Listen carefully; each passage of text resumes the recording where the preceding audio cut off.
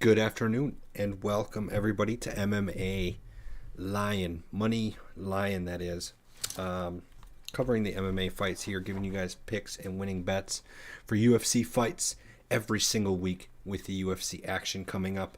I believe this is the last fight night occurring in Vegas, especially of the year. The UFC's got a couple of pretty good cards coming up, but the pay-per-view coming up in a couple of weeks does headline what's going on for the UFC. But for this week, in the meantime, we have an event headlined by Yong, I'm getting ahead of myself. Yong Park is on this card, but it's actually a Dong Song that's headlining the card, and Chris Gutierrez is his opponent. Bantamweight fighters trying to rise their way up the ranks, and it's not as star-studded maybe of a card as last week. Jose and I were kind of discussing last week's card was a banger. A lot of knockouts, a lot of early finishes, a lot of exciting fights in there with a live crowd. So it was really refreshing to kind of see an event like that wasn't a pay-per-view. And hopefully the UFC can bring a similar energy, but it's going to be hard to match. This is at the UFC Apex, so there just won't be that kind of crowd energy with these fights.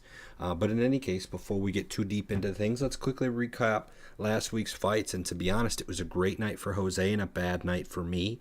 Tsarukian gets a quick knockout. Jalen Turner gets a quick knockout. Figueiredo dominates Rob Font. Sean Brady submits Kelvin Gastelum. And Dustin Stoltzfus submits Punahele Soriano. I mean, it was a pretty clean sweep in terms of bad picks on my end. And Jose was 4-1.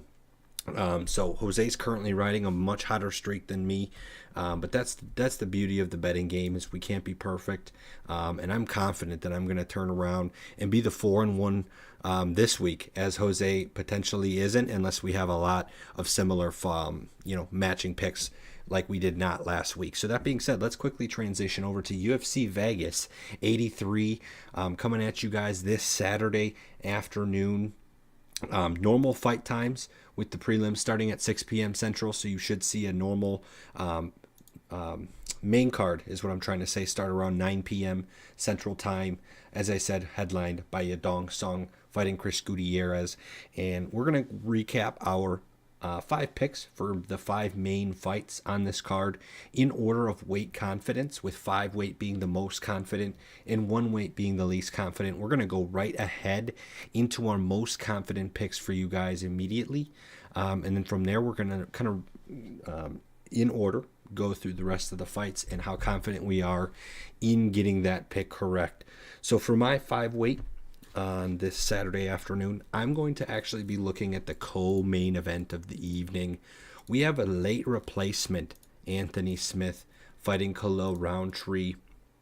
I believe Khalil Rountree was supposed to be fighting Azamat Murzakanov, an undefeated stud who is kind of on the rise, but he's not young. He's 34 years old.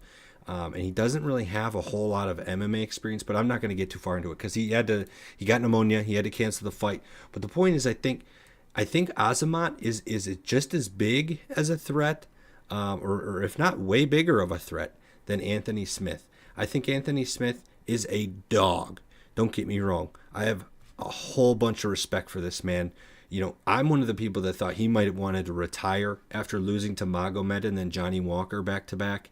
But he came back and got the split decision win against Ryan Spann, and you got to respect him for it. He's such a tough dude, but I just think as much as you can speak about his toughness and this and that, I just don't think it's going to translate to success against Khalil Rountree.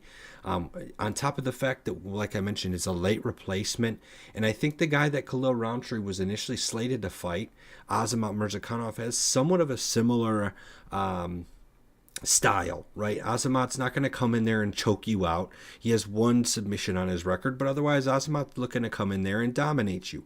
He's going to strike, and he's going to either get a decision win like he did against Dustin Jacoby, or he's going to knock you out like he did against Devin Clark.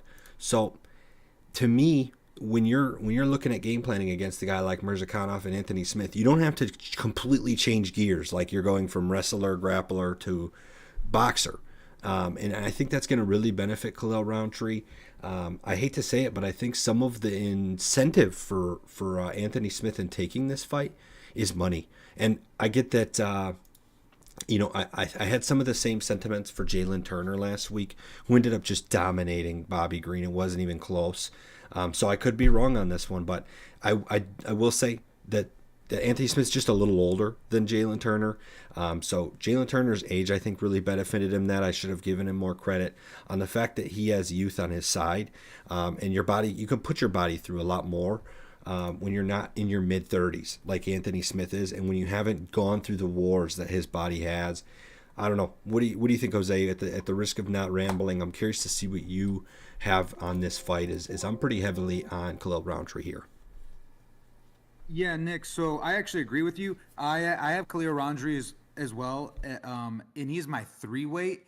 And reason being is he's looked nothing but phenomenal. I love his Muay Thai. When people are on the ground, he's one of the very few fighters that knows the rule sets. So he like when it comes to a grounded opponent, so he does a good job at like throwing kicks, strikes to the body. Like he's really good at throwing those kicks to the rib cage, not the head where it's illegal, but to the rib cage, which is definitely legal. And not a lot of fighters do that just to like just to not risk it can be a risky move and you may actually hit the head and get yourself disqualified. So it's a risky move that a lot of fighters don't take, but that's one thing that Khalil Roundtree does utilize a lot with his Muay Thai. He throws hard leg kicks, and if they fall to the ground, he's not going to stop kicking. He's going to at least sneak one hard one at the ribs, which does take toll on the fighters in their body and like how they move afterwards. You can see the physical pain on the fighters that he fights when he lands those body kicks while they're grounded. And that's something, if Anthony Smith, if if it goes to the ground, which I think Anthony Smith in this case would be the one more likely to initiate the takedown out of the two. He is, I don't want to say like the better grappler, but he is the one that initiates it more. But Anthony Smith, he's been through it. He's been through it all. He's 37-18, and he's only 35 years old. And out of his 37 wins, 20 of them come via KO/TKO, and 14 of them come via submission.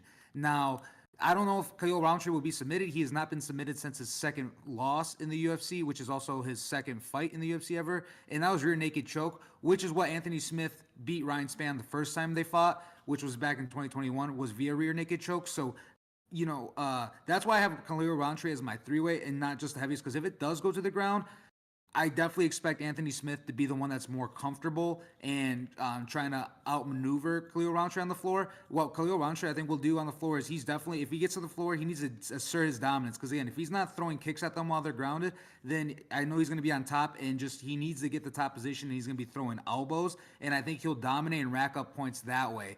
In this one, yeah, he's my three-way. Anthony Smith is still a viable threat, so for this one, that's why I have Khalil Roundtree kind of in the middle. Anthony Smith, former title challenger, and could have technically been champion if he would have accepted that DQ. But in this case, Khalil Roundtree, he's riding a win streak, while Anthony Smith has only got a one-fight win, and it was via split decision to a guy he's already fought before.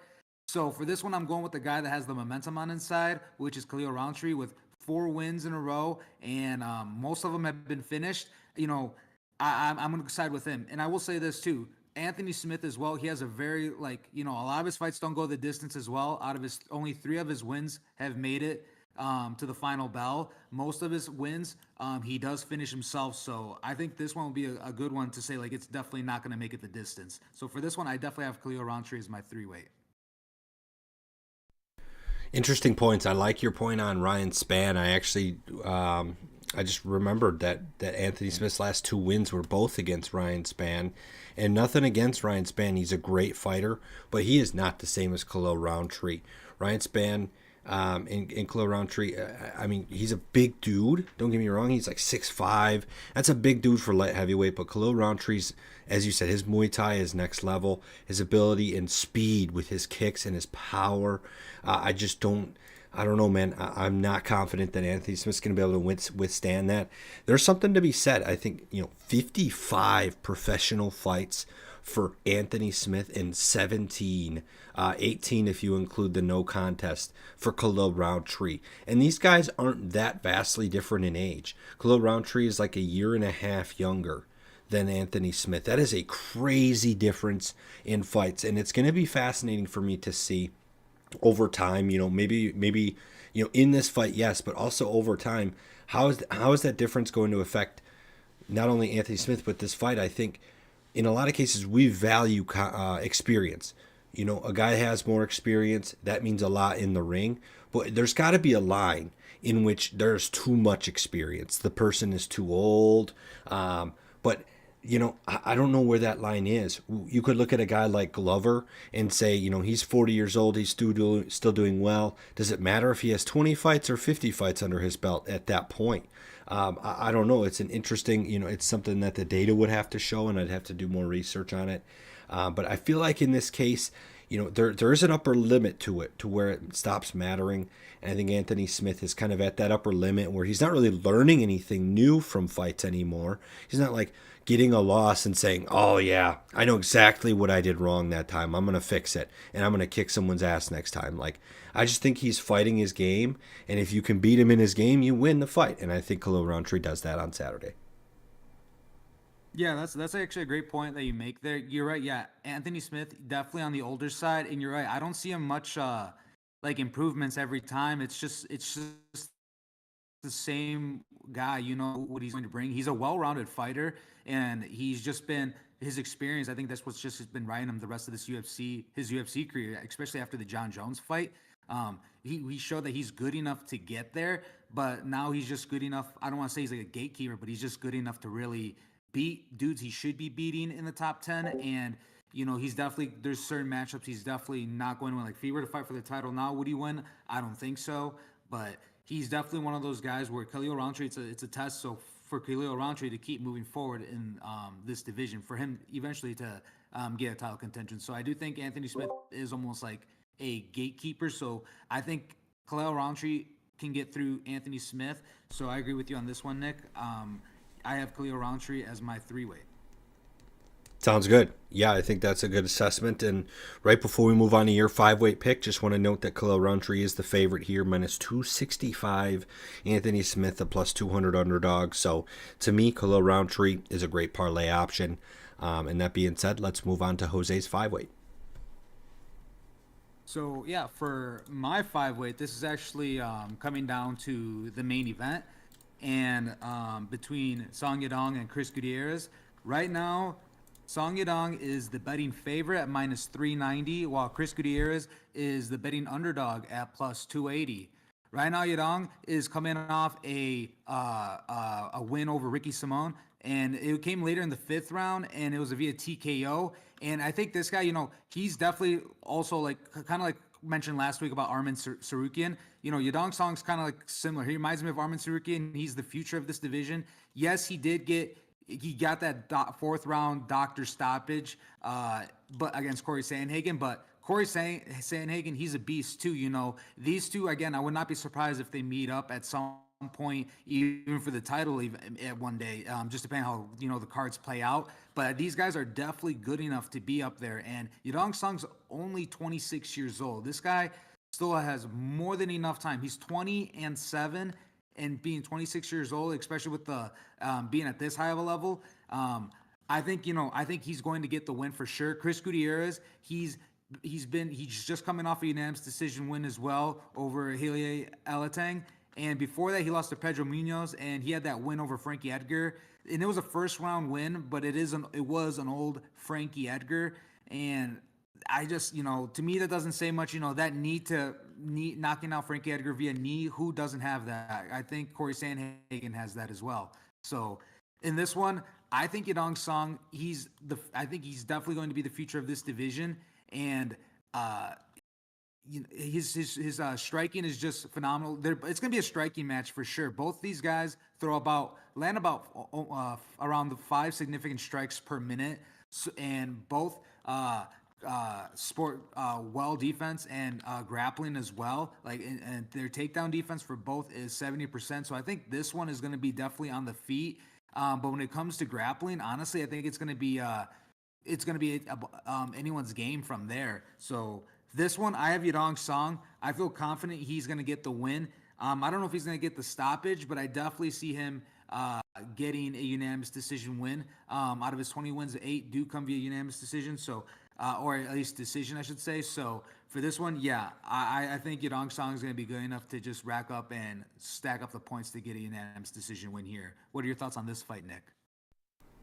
I agree. I got Song as my 4 weight, so also pretty confident in Song to get the job done here. I love his camp, Team Alpha Male. Those dudes are amazing. He's got some of the best competition to be fighting and training against in the world. And you mentioned, you highlighted his experience, just his age. He literally turned 26 a week ago, too, not to mention. So he's younger than we are, and he's got all the future ahead of him. Chris Gutierrez is a formidable fighter, no doubt about it. His striking differential alone just is like, wow. Chris Gutierrez has 2 times strikes landed as strikes absorbed, and that's very impressive. Chris Gutierrez, to me, is being a little bit undervalued in the fact that he's a plus 280 dog here. I think that's crazy. So in this sense, what I'm saying is that I'm picking Yadong Song to win this fight. But man, I'm definitely seeing some value there for Chris Gutierrez in the betting side of things. But in all reality, this is going to be a boxing match. I don't think either of these two dudes are going to really go to the ground. And Song, I'd argue, will bring a little bit more power. And one thing that concerns me on the Chris Gutierrez side is his loss to Pedro Munoz. This was earlier this year, so it's not like it's an old loss. And he kind of got dominated. I mean, he did outstrike Pedro Munoz, but Pedro knocked him, smacked him, and got the knockdown. And Chris just didn't look that great. I feel like Sedong, I combined his first and last name there by accident. Yadong is going to kind of do the same thing. I think he's going to bring the power in and find his spots and knock Chris Gutierrez down. I don't know if he gets the KO, so Jose could be very right about that decision finish. Song has won 2 or 3 of his last 4 fights by KO, and the fight that he lost was by KO. So that being said, Sedong has 4 straight fights now going to finish early. And my last note on this one, to further cement Song in a great spot here, in my opinion, is that he is coming off 2 straight fights that were slated to go 5 rounds. This is his 3rd main event in a row. Granted, he lost against Sanhagen. He beat Ricky Simone, which I thought is very impressive. Simone is a submission threat, and Simone took him down twice, and Sedong was able to work his way back to getting a KO win. I was very impressed by that. And Chris Gutierrez has never fought above 3 rounds. So I think we might see a conditioning advantage and a preparation advantage as well from Team Yadong. So that being said, I agree with you, Jose. Give me the full weight on Song Yadong. Yeah. So this is definitely probably going to be our lock of the week then for sure, because my 5 weight, your 4 weight, your 4 weight definitely our strongest combined. And Yadong Song too in general, it's just the name value too for both guys. Yadong, he's being Marlon Vera via unanimous decision back in 2020, and he beat Marlon Morales and knocked him out, which Marlon, he almost became champion at one point, almost beat Henry Cejudo. And but then this was like in the middle of Marlon's fall from grace, because as we all know, Marlon's had went on a 7-fight losing streak, and Yadong was part of that.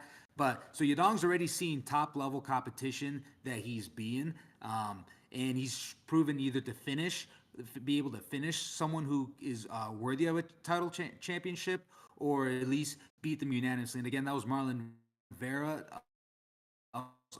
couple in 2020. So of course Marlon's in a different stage of his career now as well. But for how young Yadong is, he's already seen I think better competition than Chris Gutierrez, because Chris, again, I think the biggest name he's seen is I would say is Frankie Edgar. I wouldn't even say Pedro Munoz, to be honest. I would say more Frankie Edgar, and KOing him is impressive. But again, who has not KO'd Frankie Edgar at this stage of his career? So for that being said, yeah, I'm gonna agree with you. Yadong Song, my 5-weight, and he is your 4-weight.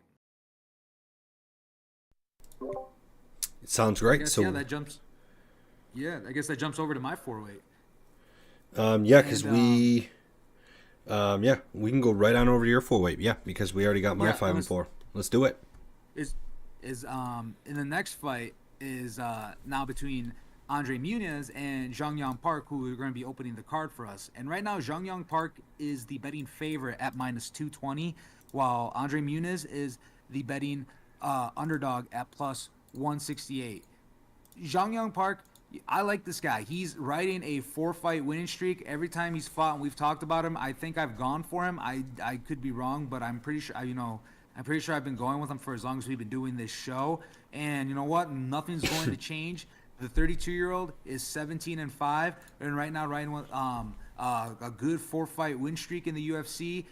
It's gonna be one of those where I'm gonna go with him because on the other hand, Andre Muniz, coming off a 2-fight losing streak, and it's against good names too, like Brandon Allen and Paul Craig. But before that, he's had some phenomenal wins over too: Uriah Hall, Eric Anders, and Jacare Souza.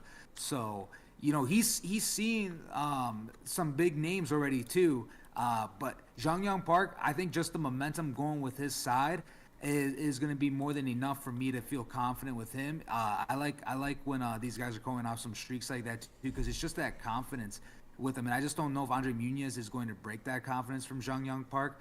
The one thing I do say that Andre Muniz does have over Zhang Park possibly is the experience and the size as well. Andre Muniz has fought some big boys too, and he has a 5-inch reach advantage over Zhang Park, but he lands more than double the amount of significant strikes per minute than Andre Muniz.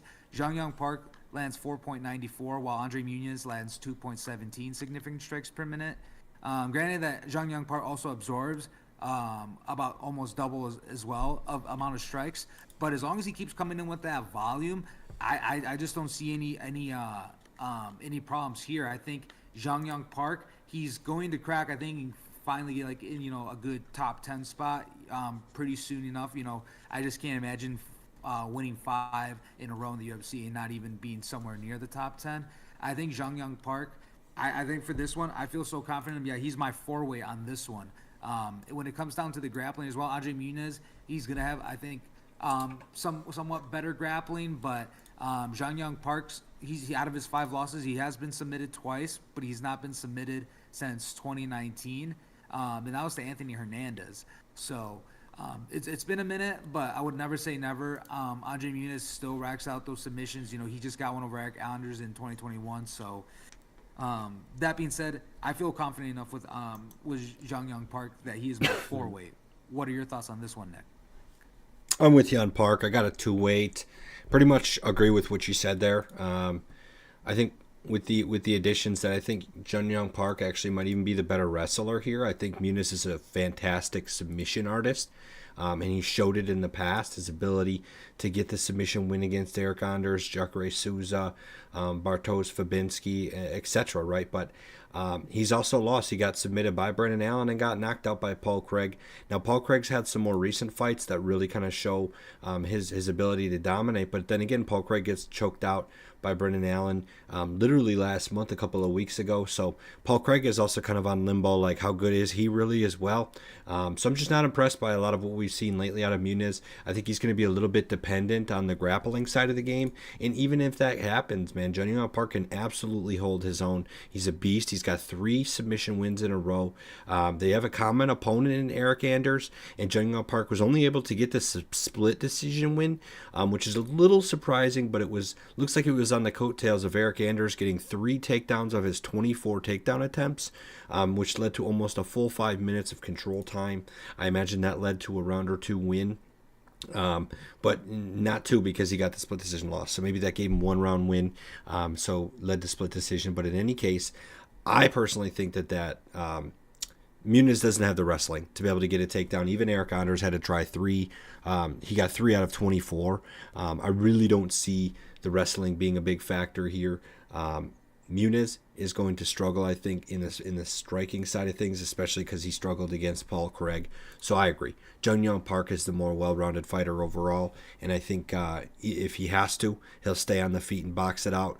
but if he has to, he'll use wrestling scrambles to potentially even get the submission win against Muniz. I know Muniz isn't the type to be submitted. He's only got one submission loss in his career, but it's recent, and he's starting to fight some of the top echelon of the UFC. So we're starting to talk about some of the best fighters in the world, and I really think a guy like Jun Young Park could be live for that submission against almost anyone in the division. So totally agree to weight Jun Young Park. Yeah, and in the submission, yeah, I agree too. Out of his six, 6 out of his 17 wins come via submission, and he is just coming off. He's just is coming back 3 submissions in a row, and also having a split decision win over Eric Anders before those 3 submissions. And yeah, as you mentioned, Andre Muniz has most recently been submitted by Brandon Allen earlier this year. So that, yeah, it's not the year for Andre Muniz. But that being said, too, this one last fight for him of this year, I'm assuming, is going to be a big one. I'm sure he's really not wanting to walk out with 0-3 this year. So that being said, I know it's going to be a tough fight. I feel more than enough that I'm confident of having Jun Young Park as my 4-way, and I am interested in the submission now too, because yeah, Jun Young Park's just been killing it with the submissions. What are the odds he gets a 4th one in a row? I'm not sure, but Muniz has already been submitted earlier this year, so definitely something to consider there.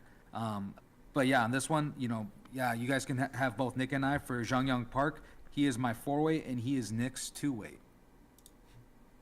Yep, exactly. So that can bring us right on then to what will be my 3-weight. Let's talk about the feature bout of Saturday afternoon. I'm talking about Sumudaerji versus Alan Nascimento. In fact of the matter is, Jose, I've got my 3-weight on Nascimento here. I think they're really kind of giving him a good spot to fit his strengths. Nascimento's coming off of a submission win, and Sumudaerji is coming off a submission loss. I don't think it's quite as simple as just going through the MMA math like that, because it never adds up.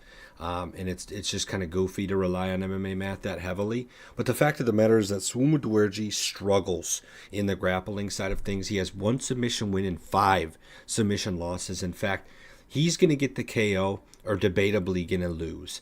And I think Alan Nascimento is just too well-rounded in this case. Nascimento's never been finished, period, in any of his professional or amateur fights, or at least professional. I shouldn't say in all of his amateur, because a lot of those aren't recorded.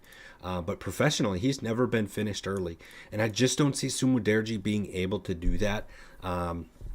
Simple as that. I really don't think it's too much more complicated than that. This is my 3-weight pick, so I still have a little less confidence in Nascimento getting the job done against Sumudaerji than I might Yadong Song. But look, he's a minus 310 favorite, and I think that's for a reason. Sumudaerji is plus 230. I would say that my main parlay for Saturday night is probably going to be Khalil Roundtree plus Nascimento over Khalil Roundtree plus Song, just because of the respect I have for Chris Gutierrez.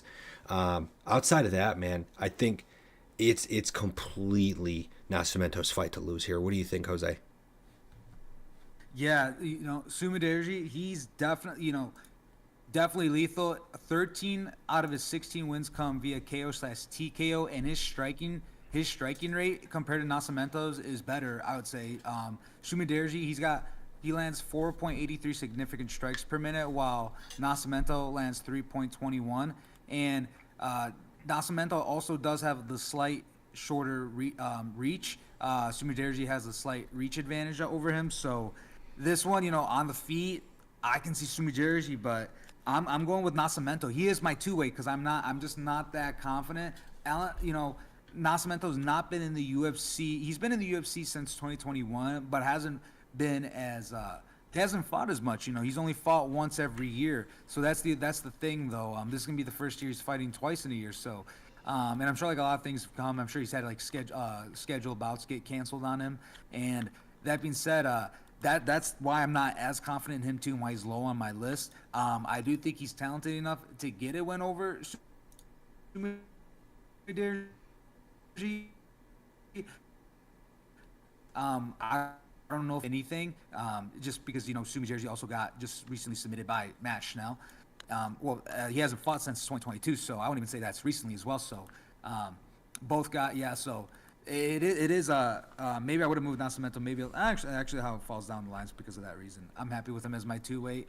I've not seen enough of Nascimento, but I think he will be good enough to get a win over Sumudaerji on this one. But that's all I gotta say about this fight, Nick. Yeah, man. I mean, you're not wrong. Sumudaerji is shown to be lethal, and there's always a puncher's chance with this man. I feel like if as Nascimento loses this fight, it's just one of those spots that he's a 70-30 to win this fight. I feel like this is a great spot. This is a good bet to make. And that's all you can do. You're never going to get a bet. You go to the blackjack table in the casino, you're getting 50%. You're at best, right? So that's kind of how I look at it with the sports betting thing. If I'm getting something 55, 60%, I'm taking it. Nascimento's got to be there. I get that he might not have as much striking output as Sumudaerji, but man, he hasn't been KO'd professionally. So who's to think after fighting guys like Tagir and Jake Hadley that it's going to be Sumudaerji to get the job done? I mean, it's all possible. Anything is possible in the UFC. It's a lot of upsets have happened this year. I just don't see it happening. Now, don't get me wrong, Sumudaerji knocked up Matt Schnell a little bit. I'll never forget Matt Schnell's face, how bloodied he was when he choked out Sumudaerji, but maybe that's kind of another point against him is his conditioning. He got a little antsy. He thought he got Matt Schnell on the ropes, knocked out, and all of a sudden Matt Schnell said, nope, dude, I'm choking you out, buddy. So that being said, similar thing could happen here with Nascimento. He might smack Nascimento. He might get him on the ropes a little bit. Nascimento falls on his back and then gets hit him in a leg lock or something. Who knows? I think Nascimento is just so much more live for something like that. And Sumudaerji is a lot less likely to get the KO. So yeah, that being said, sounds like Jose and I agree. A little bit more tentatively agree than some of the other fights on this card. But that leaves us to one more fight on this. One more fight to discuss for us here. Yes, and that comes down to both our 1-weights, it looks like. Yeah. And this is the second fight of the night. And this is the lightweight bout between Nasrat and Jamie Malarkey. I always butcher Nasrat's last name. And right now, Nasrat, he is the betting favorite at -215, while Jamie Malarkey is the betting underdog at +164. This one, I'm going with the favorite. I'm going with Nasrat. He's on a 2-fight winning streak, both unanimous decision. And before that, he had losses over Bobby Green and Dan Hooker, which we know those guys are doing their thing. Bobby Green just most recently got knocked out, though. And Jamie Malarkey, he's coming over a unanimous decision win himself over John McDessie. And that happened just most recently in September, so not long ago. And this one, I think it should be a closer fight than what it really is. But when it comes down to it, Nasrat, I think he's been in the UFC. Yeah, he's been in the UFC longer than Jamie Malarkey, but not much. But both these guys have been in the UFC actually for quite some time now, and so I can't even say much more of if it's experience versus what. Both guys are in their prime, a good age right now in the prime of their careers. I would say 28. 29, just entering, I would say, the prime of their careers, and both their records fairly similar. I'm just gonna go straight up with the favorite on this one. He does not have a reach advantage, but Nasrat, it seems like these shorter guys, they compensate with not having a reach advantage with a high volume of punches, because he does throw more significant strikes than Jamie Malarkey. But Jamie Malarkey, he also throws a high level of strikes as well. Nasrat throws 5.73. He lands 5.73 significant strikes per minute, while Jamie Malarkey lands 4.46. It's definitely going to be a striking match, and when it comes down to grappling, I guess it looks like maybe Jamie Malarkey will be the one more likely to initiate a takedown, but Nasrat's got great takedown defense at 78%, so I think this fight itself is also going to be on the feet a lot. I think it's going to be just another unanimous decision win for Nasrat, best way to put it. What are your thoughts on this one, Nick? I think this is the closest to the 50-50 that you're going to get on the card so far. So that's part of the reason why it leads into it being my 1-weight. I think both guys have their points where they look really lethal, and both guys are kind of at times, to be honest. Looks like Nasrat is a somewhat heavy favorite, like you highlighted. So a lot of this for me is just kind of a value spot for Malarkey. I think he's being undervalued. Getting the plus money here, I'm excited about. They both have this common opponent in John McDessie, and it's recent for them both as well. I really didn't see anything from either guy that's like, okay, that's going to make him dominate when they fight each other. I think Jamie Mularkey's a little bit more well-rounded because, as you said, he's got a little bit more of that submission and grappling history. Mularkey hasn't been submitted, but he's gotten 3 under his belt. So that's kind of another reason why I figured, you know what, why not toss a one-weight on this and see what happens? I think he's more lethal. Nasrat's been submitted but never gotten a submission. I think there's likelihood that this fight maybe there's a knockdown at some point that leads to a grappling scenario, and I like Jamie Mularkey in that spot. Nasrat has more KOs, or excuse me, no, they actually have 9 and 10 KOs on their professional record. So that's one of those things, you know what I'm saying? They have similar amounts of finishes. In fact, Jamie Mularkey has more finishes under his belt.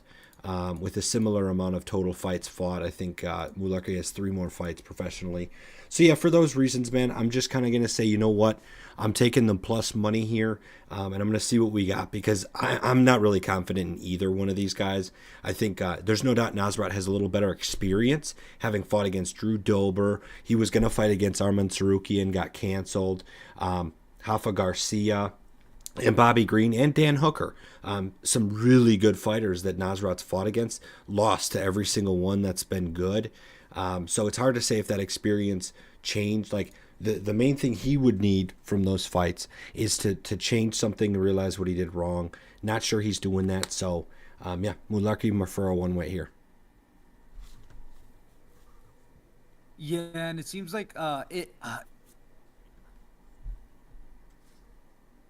Jamie Malarkey, like you mentioned, he has never been submitted. So I don't see Nasrat getting. He's never submitted anyone as well. And I had a point right here with this as well that I was gonna go with. I just kind of lost my train of thought on it, to be honest. But Nasrat himself, yeah, he's both guys have been finished before. Both guys, except Nasrat's never. Malarkey's never been submitted. Yeah, this one, like you said, it is a coin. It is a coin toss. Then that's also why he's my one weight as well. Yeah. The money line I think should have been closer. I don't think Nasrat's going to knock. I don't know. This is one of those where I don't have the feeling where either is going to knock either out. If anything, I can see it being like a split decision. But I don't see it really any other way but Nasrat. And if he's going to win, I see it being unanimous decision. So Okay. yeah, this one, it's. I would say the same thing with Malarkey too. If he's going to win this, I don't know if he's going to finish Nasrat. I think it's going to be a unanimous decision. So that's why, Yep. It is a coin flip. You can, for me, you could put almost Jamie Malarkey too in my number 1 spot. So it's either or, but since I'm picking one, I'm going with Nasrat.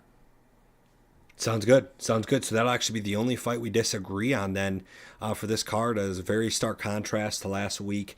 We make our picks before the show, but we also make our picks and don't discuss them. So it's not like Jose and I are trying to plan out when we're going to agree or disagree. It just kind of happens naturally. So just interesting to see how that fluctuates. Hopefully we're both hot this week then, because if that's the case, we're going to win some fights picks.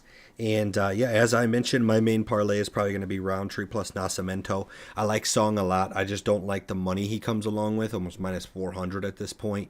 And I got a lot of respect for what Chris Gutierrez has done in his career so far. So give me Roundtree against the late minute replacement. Give me Nascimento against a really a cherry bomb kind of matchup in terms of what he's stylistically good against. So that being said, definitely excited for this Saturday. We're going to let you guys go from here as we've discussed our fights. But excuse me, as always, we will be back next week as that UFC pay-per-view is coming up soon. Colby versus Leon, it's going to be electric. Donald Trump will be in attendance. So tune in to see our picks at that point. It'll be that Monday, as always, around 5 to 5:30 p.m. So thanks again for watching, guys, and have a good one.